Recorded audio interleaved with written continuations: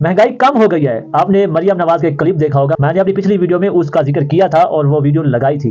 तो इस भाई को सुन लें कि महंगाई कम हुई है या ज्यादा हुई है, क्योंकि अवाम जो झील रही है वही सच है। जो हुक्मरान बोलते हैं वो सच नहीं होता, क्योंकि हुक्मरानों को अपनी हुकूमत बचानी होती है, अपना एक स्टैंडर्ड सेट करना होता है। तो हुक्मरान कभी भी आपसे सच नहीं बोलेंगे। सच ये सुने, इसको सुने और समझें, इसको आगे शेयर भी करें ताकि हुक्मरानों तक पहुंचे कि महंगाई कम हुई है या आवाम का जीना हराम हो गया है।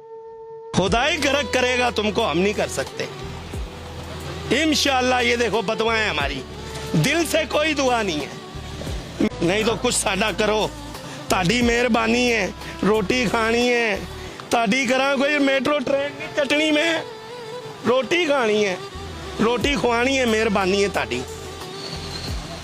आए सी अपने बच्चों को कुछ करन वास्ते लाहौर दे अंदर, आप ही लुट पिट गए।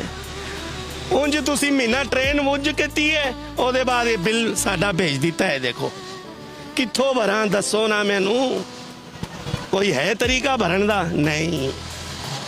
अपने कोई खजाने खाली करोगे तो फिर साडे बिलों का कुछ होना है। सरकार मेहरबानी है ताड़ी, कुछ करो।